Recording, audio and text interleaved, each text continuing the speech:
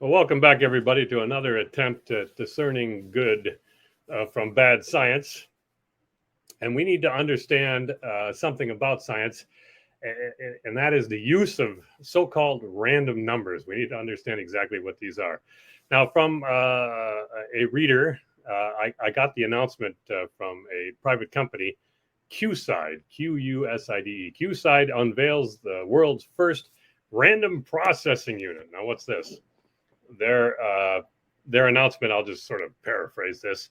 They unveiled a vision for the random processing unit, a device designed simultaneously to accelerate the execution of intensive randomized workloads. And we need to understand what those are with reduced energy consumption and execution time savings. Many of the most relevant simulation optimization and prediction workloads rely on stochastic processes. Now, okay, that's enough. We get the idea. So, who needs these random numbers? What are these stochastic processes and randomized workloads that we need, and so forth? Well, it all depends on what random means. And random means to us, to everybody, it means unknown. It means unpredictable. Lack of knowledge of cause. So, where might we need numbers which are unknown, unpredictable, and with a lack of knowledge of their cause is important? I can think of only three. And I invite listeners to give comments to where they think there might be more, but I can think of three: casinos, cryptography, and conjuring.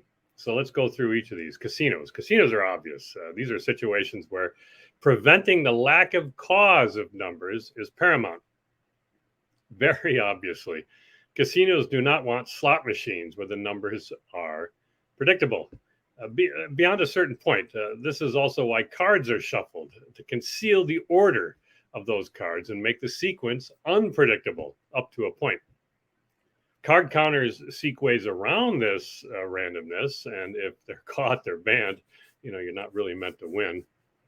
Now, those up to the points I said, they're meant to that the unpredictability that we're talking about here is always within certain bounds. A deck of cards has a known constituency, and randomness is limited to that, whatever we might mean by randomness. You're not going to draw you're not going to draw a 72 of crustaceans from a deck, but there is no such card, and everybody knows it. Same with slot machines. They only have a limited number of fixed outcomes. That's larger and more complex than a deck of cards, to be sure, but it's limited and fixed. And you might not be able to discern them, but they're there and they're in the hardware and they have to be coded for. And that it therefore behooves casinos to have a means of producing numbers that cannot be predicted, where their cause is unknown, except within the bounds of the gambles themselves, which they call games, not gambles. It also behooves, that's a funny word, behooves, casinos to boot out the odd fellow who hits upon the randomization scheme used, i.e., the guy who has figured out, at least partially, the cause of the numbers, such as in card counting. Well, casino-like activity is ubiquitous. There's lotteries, sports, some elections, not all, etc. So here's an example, which I used in my book, Uncertainty. Now, the original 12 apostles were reduced to 11, Judas having gone missing. And they had two equal candidates to choose from to return to a dozen. Then this happened. This is from Acts 1, 23 to 26. And even if you're not religious, it doesn't matter. This example is still very relevant. And this is a quote now. And they proposed two replacement apostles. Joseph, called Barsabbas, who was surnamed Justus, and Matthias. And they prayed and said, "You, O Lord, who know the hearts of all, show which of these two you have chosen to take part in this ministry and apostleship, from which Judas by transgression fell, that he might go into his place."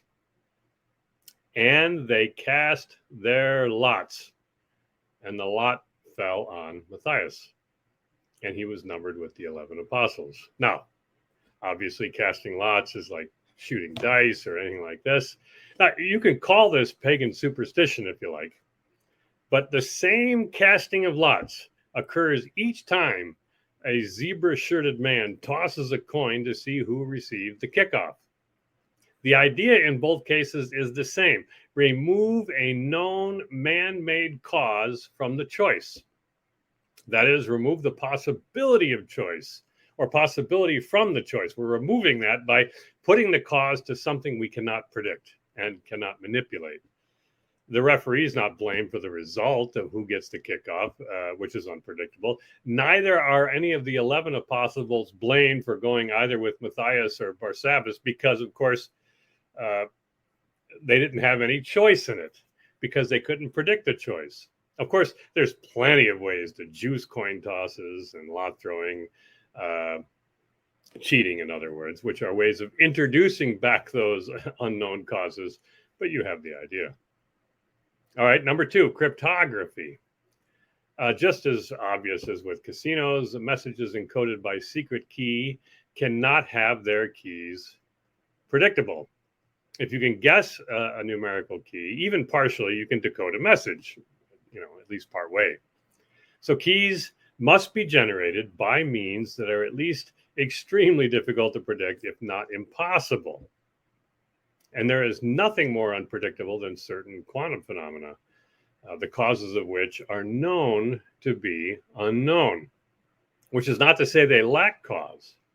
Don't make this error, which many people make. Just because we don't know the cause and we can prove we can't know the cause doesn't mean the cause doesn't exist. It's just that the causes are non-local in the parlance of physics, and they are beyond our reach. But also, like casinos, the unpredictability is still within known bounds. Not anything can happen. Anything can happen in a certain range, if you like, depending on the setup. Hence, devices like that random processing unit we started with. Hardware random number generators are nothing new, of course. Diodes near their breakdown voltage supply unpredictable voltages, which can easily be turned into numbers. But diodes and other such devices are not very efficient. They consume a lot of energy. Now, this Q-side brags that they have found a newer and more efficient process, better than their competitors, which relieves CPUs from the burden. And I don't know whether their RPU works as advertised or not. It's not important to us. But it is true that removing the job from CPUs is important. For most of them only produce what are really should be known as, and are technically known as, pseudo-random numbers, which are numbers which are produced by deterministic algorithms, just as quantum phenomena are, and so are perfectly predictable if you know their seed, their starting point. There's certain algorithms these things are using. They're perfectly deterministic, and they use starting points, seeds. And if you knew those, you'd have the knowledge of the cause of the numbers. Now, these CPU-based generators are put through innumerable tests. That's a pun, everybody feel free to laugh. They're put through every test but one to see if their outputs are in any way predictable inside the known bounds. The exception is the known algorithm which generated them. This is a weakness because if your enemy can guess which generator you use, he only has to uncover the seed to lay all your communications bare. Which threat, again, is what the hardware devices would alleviate if they work as advertised. Whether they do or not, I don't know. All right, the last claimant is conjuring, which is statistics and probability, if you like, which seek random numbers for something called simulations, and for everybody else to approximate numerical integration when analytical solutions are not possible. The statistical quest exists because of two reasons. Number one, a lack of knowledge of straightforward analytical methods. And I have several links on this which are very important to read. I'm not going to prove any of this stuff in this podcast, but we do prove it outside of this, particularly because of number two, the false belief that so-called random numbers have mysterious powers that replicate nature in some sense, and which some think wrongly that nature generates random numbers, which somehow, nobody knows how, guarantees the quality of these simulation results. None of that's true, I say, and I prove it elsewhere, and I have links to that. For now, you don't have to believe it. You can go listen to those podcasts or read those articles that I've written on it, and learn that way. Think about this, though. This is a somewhat easier thing to think about. Sometimes these experiments are randomized, either in code or in real life. Random. You've heard randomized controlled experiments are the gold standard of statistics. This only happens, though, in situations where it is known, but not always acknowledged, that there are unknown causes of whatever the observable is under effect, that we're listening to, that we're looking for, that we're measuring, that kind of thing. This does not work. It's very easy to see that this does not work, this randomization, hoping to somehow even out these unknown causes. If all an observable's causes were known, they could all be controlled. That's easy, as in special physics experiments. But because all the causes aren't known in other experiments, the randomization cannot guarantee an equal partition of these unknown causes in randomized blocks of the experiments. Thus, it just doesn't work because you don't know what the causes are. You have no clue whether or not they're being equally partitioned. You don't know how many there are, so there's no way to confirm this partition. So randomization doesn't do what it works. Randomization must be for another purpose.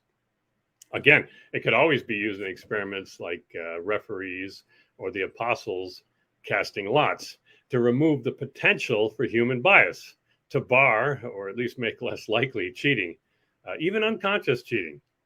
You don't give the sicker patients the placebo all the time, and so on. Now, in some cases, the randomization takes part in the same statistical ritual as simulations, a sort of blessing on the results. This is wrong, and for the same reasons. Now, the other side of this is approximating integrals using these random numbers. That's a sounder process, but it's inefficient. And it only happens, as the links show above, because analytical methods are not yet known. Not yet known. I never tire of quoting E.T. Janes on this. This is from his book. Quote, "It appears to be a quite general principle that whenever there is a randomized way of doing something, then there is a non-randomized way that delivers better performance but requires more thought," end quote. I go through examples of those in the links, and more things are being discovered, Laplacian approximations and all this kind of stuff, all the math we won't deal with here. But they replace these, the sort of pseudo-mysticism in generating random numbers, which we heartily endorse eliminating because it produces bad thinking. The idea that some people have that this randomization is needed for certain theoretical reasons to ensure the correctness of results is wrong. I just say it's wrong, and I can prove it, and I do prove it elsewhere. Now, that's it. Those are the three that I can think of: casinos, cryptography, and conjuring.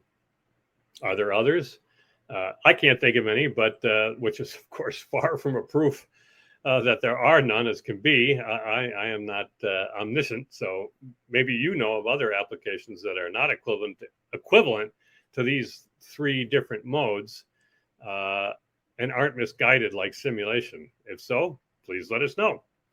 That's everything for this time, everybody. Thanks for listening.